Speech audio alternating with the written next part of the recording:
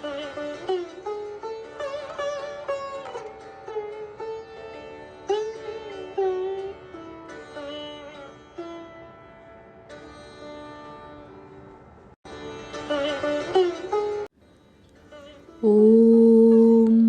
यथाग्निर्दाहिका शक्ति रामकृष्णे स्थिता हिया सर्वविद्यास्वरूपां तां शारदां প্রণমাম্যহম। শ্রী শ্রী মায়ের কথা। জনৈক ভক্ত। মঠে বা যেসব স্থানে সাধু সন্ন্যাসীরা থাকেন সেসব জায়গায় বেশি যেতে বারণ করতেন মা। বলতেন, দেখো মা, তোমরা তো ভালো মনে ভক্তি করেই যাবে, কিন্তু তাতে তাদের মনে ক্ষতি হলে সেই সঙ্গে তোমারও পাপ হবে। যখন তখন যার তার সঙ্গে তীর্থে যেতে বারণ করেছিলেন। বলেছিলেন, তোমার হাতে যখন 2 পয়সা হয় 10-20 জন বামুন খাইয়ে দিও।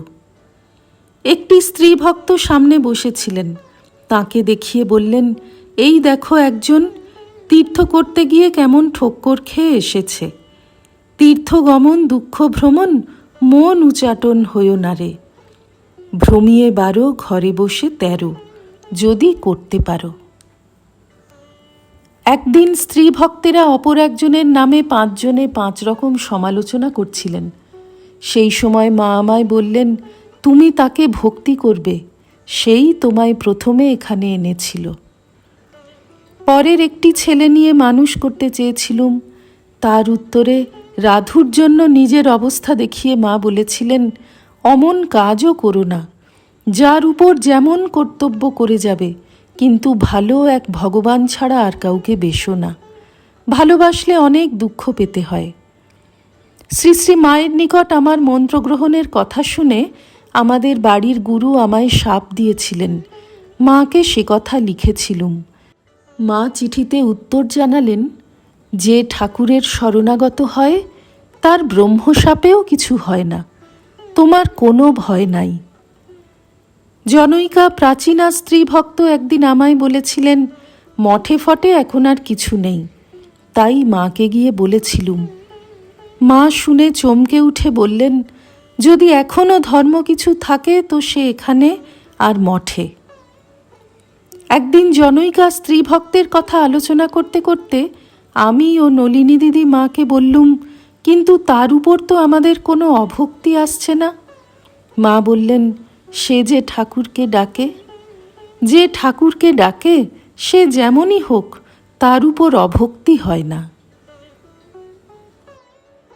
শ্রী শ্রী মায়ের কথা। শ্রী প্রবোধ ও শ্রী মনীন্দ্র।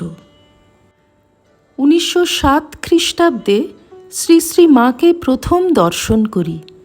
1908-এর মধ্যভাগে বর্ষাকালে দ্বিতীয়বার দর্শন হয়। এবার বেলা 11:30টার সময় জয়রামবাটি উপস্থিত হই।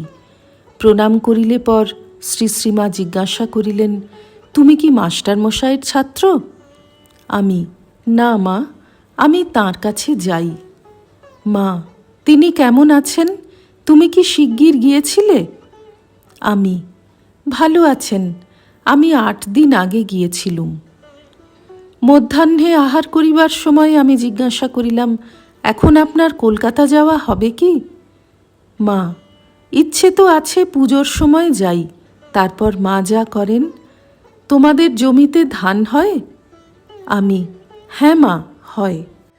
মা, বেশ, আমাদের দেশে ভালো ধান হয় না, তোমাদের কলাই হয়?